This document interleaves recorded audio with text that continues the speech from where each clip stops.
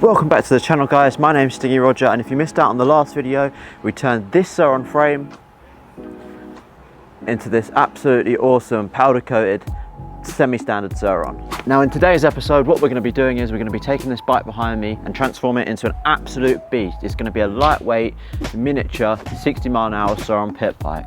I've got a whole host of parts to fit, including tyres, wheels, suspension, brakes, even a controller. So yeah, without further ado, I'll show you the parts and we'll get on with installing them. So what we have here is a whole host of parts. As you can see, we've got the VTB V9600 controller. This is an excellent controller, communicates with the stock battery's BMS, so it'll get the maximum out of this battery. We've also got a new graphics kit. We've got some 220mm floating rotors. These are from WGT Racing, as well as these titanium bolts. So we've got the linkages, we've got the axle block adjustments, some axle blocks themselves, and then we've also got some adapters to make the calipers fit the 220 discs. Supplied by Mate e-bikes, we have the 6-piston e-bike brake kit. These have sensors on them. And then we've also got a 14-inch rear wheel. This is going to be excellent. I've got a Mitas pit cross tyre on here. We've got a WGT Racing sprocket with his titanium bolts, just for a bit of extra flair. And then lastly, we have the Rflow XA Hawk 32 Pro fork. So these have the CNC crowns, which is great. They look great and perform fantastic. I've also already installed the Rflow XA shock, which is the fully adjustable top of the range one. And then I've also installed some JFG Racing CNC foot pegs, foot peg brackets and hangers. And then also a 17-inch front wheel, just because I didn't have these parts laying around and had to use them straight away. So bear this in mind as we build the bike.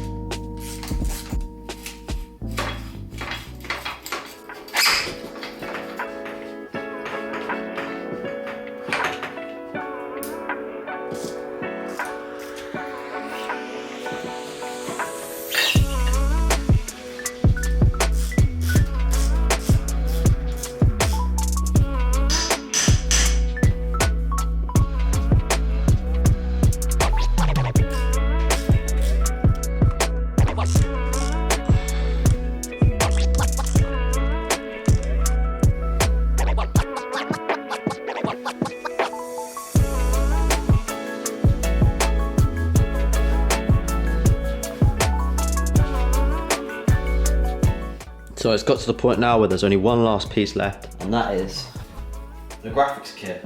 So without further ado, guys, graphics are on. Let me know what you think. Personally, I think it looks great. This is the OEM Plus graphic kit, so it's like the OEM in a custom colour with extended swing arm option for the kit. So comes with the swing arm, comes with the subframe, comes with a couple other bits you can put on it. Comes with the tail graphic as well. But yeah guys, so this is the finished product. I'll quickly run you through what we've got, and next video we'll be taking it out for a ride. Can't take it out right this second. I'll show you what it looks like outside. It's soaking, it's absolutely hammering down. So yeah, next video will be the first ride, but for today I'm going to leave you with the mods. So guys, we've added 220 floating rear rotors. This is from WGT. I've also added his axle blocks and titanium bolts. Because I wanted to use the tie bolts, I've had to put the axle block round back to front because it doesn't actually fit in here. Moving up, we've got the main e-bike 6-piston brakes. They've kindly supplied me. I've given those a review in the next coming video. Also with that extended graphics kit, you get the wheel graphics. Moving forwards, we've got the JFG Racing CNC foot peg bracket, the hanger, and also the peg itself. Coming around the back, we have titanium linkage bolts all through. We've got the JXR triangle, JXR linkage. We've got the RAB 53RV shock, which has the adjustable high and low speed compression settings. Moving forward a bit more, we've got the Evolve 3D printed, glittery and hydro dipped motor cover. The bike actually came with that, which is a very nice touch, matches the colour scheme well. And then we've got a 4mm thick stainless steel bash guard, got that off of AliExpress, had that for a long time actually. Forward again, we've got the VTB controller. Now the one thing I love about this controller is that it actually works like a torp, in the fact that it communicates with the BMS in your stock battery, raising peak output to 7.5 to 9 kilowatts depending on which battery version you've got. It also has a display on the handlebars, which I'll show you. Go guys. So I've just switched on the Ventus controller, uses the key as standard, and you've got your display here. So you can control your display with the buttons on the dash, as I mentioned earlier, and then you've also got your start and park function. Ready means that you can accelerate, so the bike will move if I pull the throttle. And P for park means that it locks the motor on max regen, so you physically can't push it and roll it away. On here you can read all your cell data live, shows you your cycles, and yeah, it's just a great bit of kit. Coming forward again, we have the R-Flow XA Hawk 32 Pro forks. These are the ones with the CNC crowns. These are not the 31s that I have on the other bike. I wanted to build this bike with a bit more of a budget, so this one's just got the adjustable compression and rebound. Hasn't got the extra low speed compression and rebound adjustments, but I don't think that's necessary on this. To the front we've also got 6-piston brakes, and we've got titanium bolts and 220mm floating rotors again with some wheel decals. Now this wheel set is a 17-inch front and 14-inch rear. This wheel on the front is new, and also on the back. They've never been used apart from rolling the bike in and out of the garage. We've got a Mitas pit cross tyre on the back and a Starcross 5 on the front. Moving up to the cockpit, we have a seat cover which was already on the bike. So yeah guys, I'm absolutely stoked with how this has come out. Next video we'll be taking it for a ride in the forest, sending it down some trails. It's really rainy outside, so hopefully they'll dry up in a bit. But yeah, that'll be out on Wednesday, fingers crossed. But yeah guys, let me know in the comment section what you think of the build. I think the 1714 really suits the Surron frame. I've also got a set of 12-inch wheels that we can try.